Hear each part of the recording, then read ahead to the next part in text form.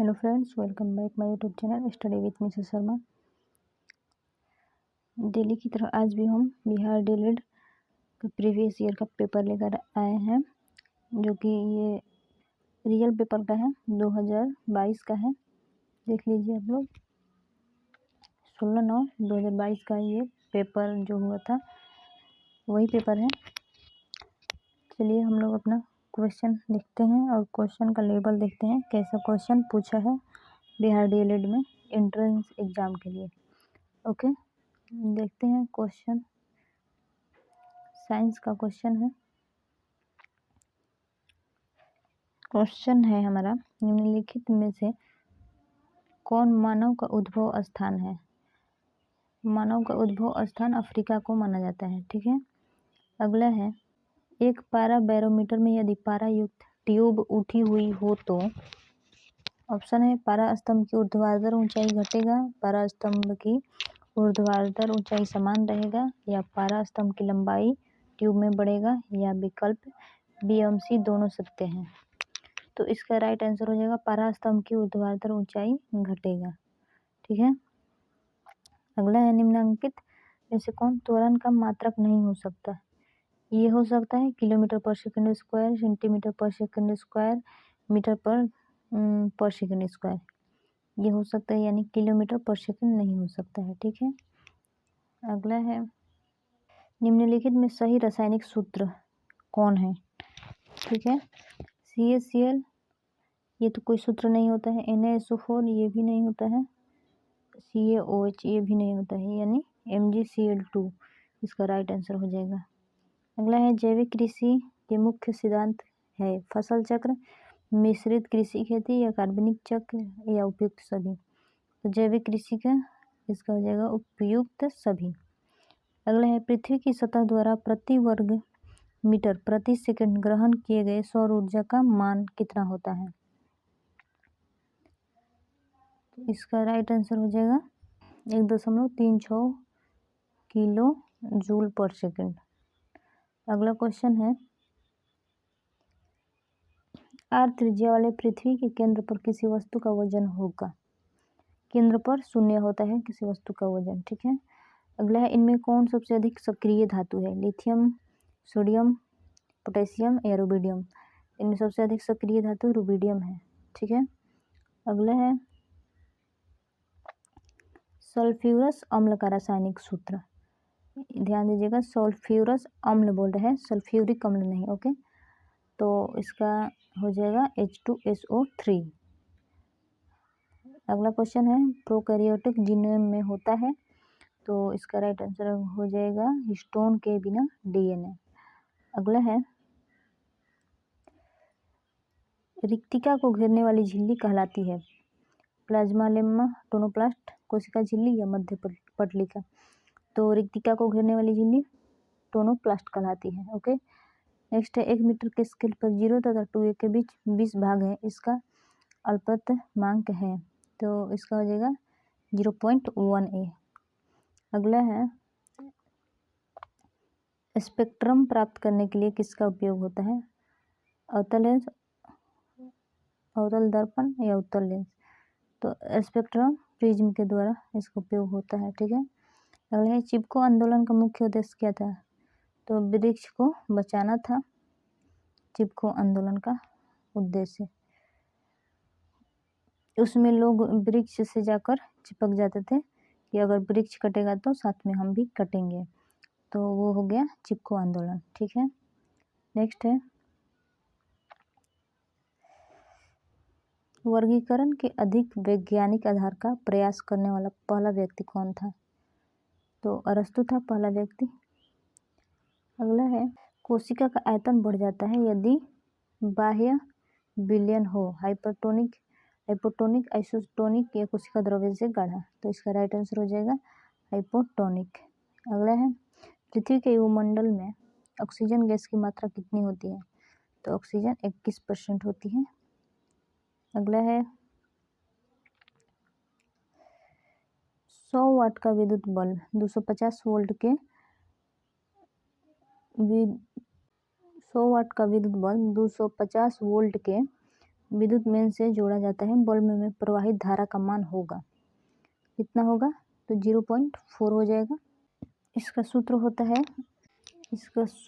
है P बराबर VI होता है इसका सूत्र, ठीक है। यानी तो हमको निकालना है यहाँ पे I का मान, ठीक है। तो I बराबर P/V हो जाएगा, यानी P का मान 100 है और V का मान 250 है, तो इसको करने पर आ जाएगा 0.4 एम्पियर। अगला क्वेश्चन है, निम्नलिखित में से कौन सी जड़ें श्वसन जड़ें हैं? एपिफाइलिक जड़ें, स्टिलिक जड़ें, प्रोट जड़ें या ट्यूमेटोफोरस। तो इसका राइट आंसर हो जाएगा ट्यूमेटोफोरस। अगला है, निम्नलिखित में से कौन मोनोकार्बोक्सिलिक अम्ल का उदाहरण है? फॉर्मिक और एसिटिक दोनों है। अब है सामाजिक अध्ययन यानी सोशल साइंस का क्वेश्चन। स्टाम्प एक्ट किस वर्ष पारित हुआ था?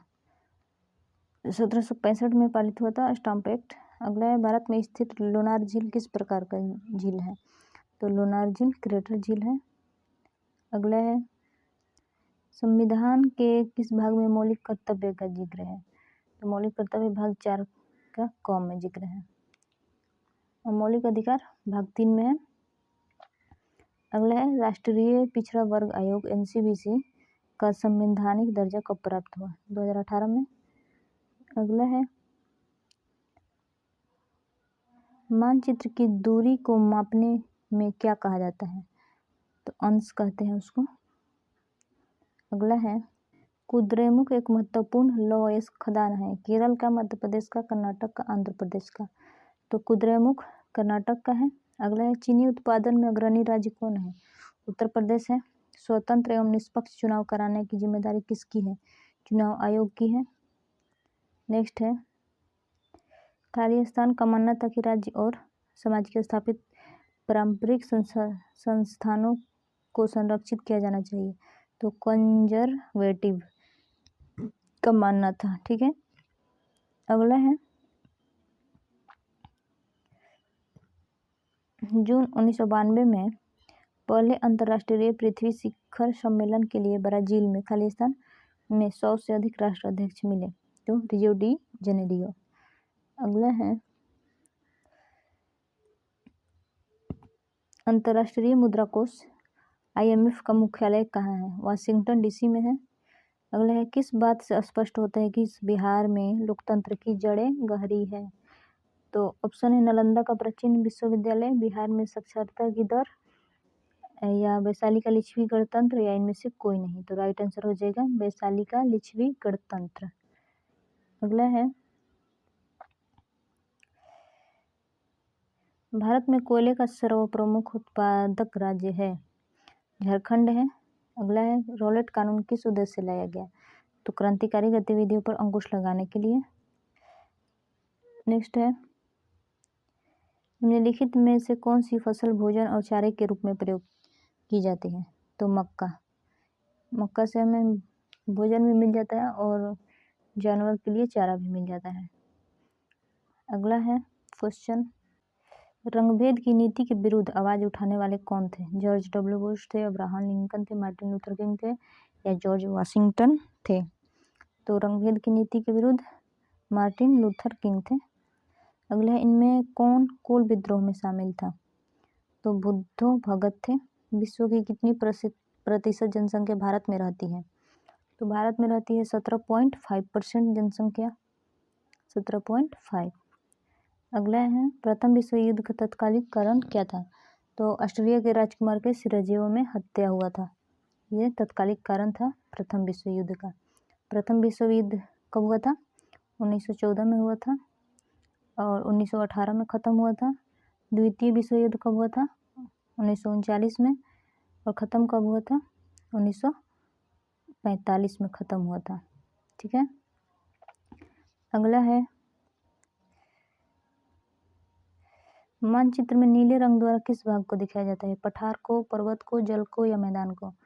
तो नीले रंग जल को दर्शाया जाता है, पर्वत को भूरा रंग द्वारा, मैदान को हरा रंग द्वारा और पठार को ग्रे कलर होता है उसके द्वारा। नेक्स्ट ये कुछ क्वेश्चन है, ये सब रीजनिंग का क्वेश्चन है। आज के लिए बस इतना ही। वीडियो अच्छा लगा हो, क्वेश्चन का लेवल अच्छा लगा हो, प्लीज़ हमारे चैनल को सब्सक्राइब करें, लाइक एंड शेयर करें। जय हिंद।